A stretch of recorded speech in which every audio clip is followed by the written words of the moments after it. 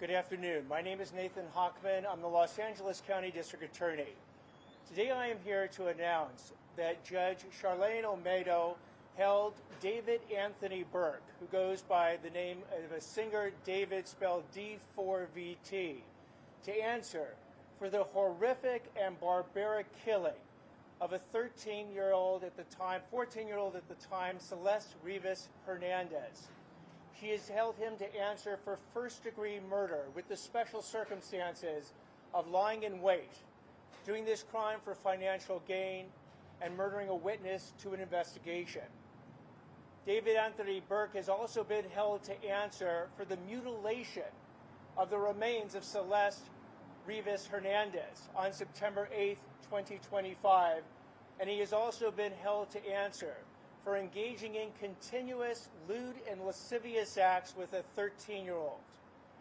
What we have seen in this preliminary hearing, and the preliminary hearing was conducted by one of our most experienced deputy district attorneys, who is right here, Beth Silverman, and her team, working with the Los Angeles Police Department's Robbery Homicide Division. They methodically presented over 5 different days before Judge Olmedo the evidence that showed, and at this point we had to show it by probable cause, but by probable cause, and I would argue by an overwhelming amount of probable cause, and we will eventually prove this beyond a reasonable doubt. It followed the timeline of the interactions between Celeste Rivas Hernandez when she started as a 12-year-old, then a 13-year-old, then a 14-year-old who never got to see her 15th birthday. Because in the intervening time where she had these interactions with Mr. Burke, he engaged in this sexual conduct with a 13-year-old repeatedly, over and over again. This came out in text messages that were presented, in videos and photographs that were presented to the judge that showed this sexual activity. Ms. Silverman methodically tracked the timeline of their interactions during 2022, 23, 24, 25, that eventually led to the time where Celeste Rivas Hernandez went over to Mr. Burke's house in the Hollywood Hills on April 23rd, 2025, and has never been heard of again. But what Ms. Silverman and her team were able to show to Judge Olmedo is that on April 23rd, 2025, what actually happened was the brutal and horrific murder of Ms. Hernandez, and thereafter, over the ensuing 5 months, how her body was chopped up, left in the front trunk of a Tesla, only to be discovered on September 8th, 2025, after the car, and this is Mr. Burke's car, had been towed to a tow yard. What now happens is that there will be an information that will be filed within the next week or so. That information will track these 3 felony counts that have already appeared in the complaint. August 31st will be the arraignment on that information. Thereafter, there will be a trial that will be set. That trial can be set as early as 60 days. And as we saw with the preliminary hearing, where the defense demanded that they have that preliminary hearing done within the time that the law allows, whatever time they want a preliminary hearing, we were ready. Often preliminary hearings in a case of this complexity take many, many more months than you have seen in this case. But when the defense demanded a quick preliminary hearing, we said, bring it on. And that's exactly what we did. If the defense wants a trial 60 days out or whenever they want this trial, we will be ready for that trial. So at this point, again, we don't have the one additional consideration is that Mr. Burke now is eligible for death penalty. The death penalty considerations are now being weighed. Part of that consideration will be any submission that the defense wants to submit to the district attorney's office. It is something that we will consider on whether or not we will seek the death penalty. At this point, the death penalty determination has not been made. I will now open it up for questions.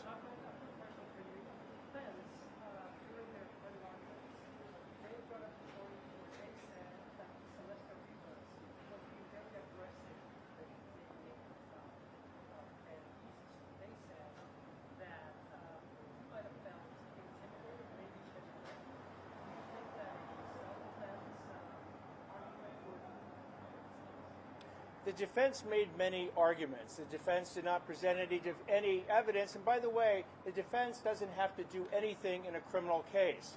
At all points in time, a defendant is presumed innocent until and unless proven guilty. And today it was by probable cause. And at a trial, it will be beyond a reasonable doubt. We will have to convince 12 jurors unanimously to find every element of the crime in order to actually get a conviction. So the defense has made many arguments. Again, they are arguments at this point. The arguments themselves are not evidence. If and when the defense wants to present evidence at any point, we will match and meet that evidence and overcome any of the arguments or evidence in the trial that will be upcoming. Without violating grand jury secrecy order, obviously, there's re-investigated grand jury, a large compendium of evidence. What can you tell us about what we haven't heard generally, how much is done? So the other idea that you need to have is that a preliminary hearing is not designed for the prosecution to present all its evidence. Mr. Quealy is correct from the Los Angeles Times that there was additional evidence that was actually considered in this case that we anticipate being presented at trial. I'm not going to go into the specifics of that additional evidence, only to say that we presented a significant but small fraction of our evidence in this preliminary hearing. At a trial, we will present all our evidence because the proof at a trial will be beyond a reasonable doubt. We will not be allowed to use certain hearsay that you can use in a preliminary hearing that you cannot use in a trial. It has to be admissible evidence, and the witnesses will need to come in to establish all the foundation, the relevancy, and overcome any objections to the type of evidence. So you are correct that there will be additional and significant evidence presented at a trial that wasn't presented here at this preliminary hearing. I will take a question right here. The evidence that we did see, particularly on Friday, I think focused on, I think fair to say, very graphic, very difficult. Both of you have worked many cases over the span of your careers. How would you say the evidence in this case strikes you, and how does it stand up against other cases that you worked over the course of your life? We believe that the evidence at trial will be overwhelming to prove guilt beyond a reasonable doubt on the 3 charges with which Mr. Burke will be charged. You got a small preview of some of that evidence, including the text messages and the video and photographic evidence that was also presented directly to the judge. This was difficult evidence to even hear, but also the crime that we are dealing with is incredibly horrific and barbaric. And it's not shocking that the evidence that would prove a horrific and barbaric crime would itself also be very difficult to deal with and to watch and listen to. But that is the evidence. We'll make sure that the jury eventually has all the evidence in order to reach a verdict in this case. Do you have any idea how... Let's say right here. The family previously said that they didn't approve of Celeste and David's relationship, but today the defense presented text and say otherwise. What do you make of that? I'm sorry, you have to speak up just a touch. Yes, the family previously said that they didn't approve of David or Celeste's relationship, but the defense presented text that say otherwise. What do you make of that? So again, we have said this before, the unspeakable tragedy that the Rivas Hernandez family has had to go through to first lose their daughter, but to then find out how they lost their daughter is something that there are no words to do. All we can do at the district attorney's office is bring justice in this case by bringing that killer to justice. That killer is David Anthony Burke, and we intend to bring him to justice before a jury at a trial in the upcoming future. One more question. Right here.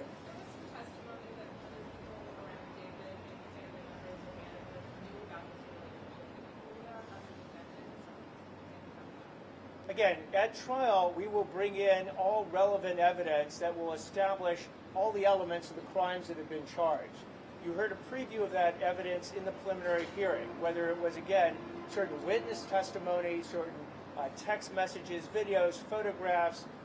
There will be business records, and there will also be witnesses that are recipient witnesses. They have information that is relevant to establish the mental state of David Anthony Burke and the acts he committed. That evidence will be presented at trial, at the end of which we will be seeking a verdict of guilt on the 3 counts of which he will be charged: first-degree murder with the special circumstances of lying in wait, doing it for financial gain, and eliminating a witness in connection with that case, mutilation of human remains, and engaging in a continuous series of sexual acts with a minor that are lewd and lascivious acts. Thank you all very much. Thank you. Thank you, everyone. Thank you. Not at this time. Will you be calling the parents to testify?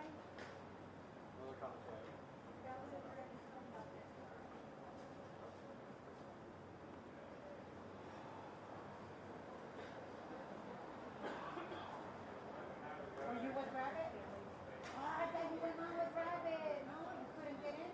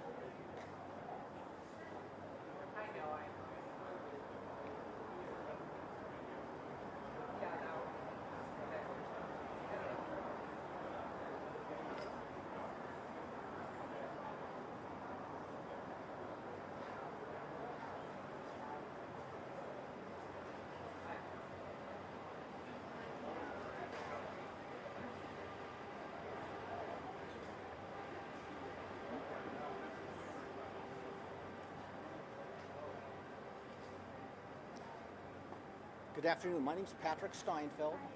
I'm the family attorney. And can you hear me okay? No. Okay, can you hear me now? No, can you hear me? You have a very low voice, so you can try it a little bit. Okay, I'll talk as loud as I can. I'm the family attorney. My name is Patrick Steinfeld. I just wanted to take a brief moment and let you know how the family is feeling after this preliminary hearing. They're relieved that the judge agreed with the prosecution that there's a sufficient evidence in order to hold David Anthony Burke accountable for these charges, which will hopefully proceed to trial. The defense wanted this evidence to see the light of day, and in the last 5 days, it has seen the light of day, and the judge has agreed 100% with the prosecution that the evidence is sufficient to hold David Anthony Burke accountable for these charges. The family's relieved that it's done with.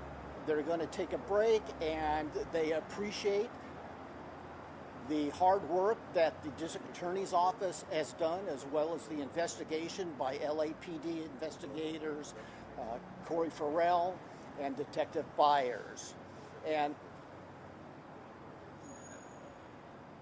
And they also wanted to thank the media for your coverage.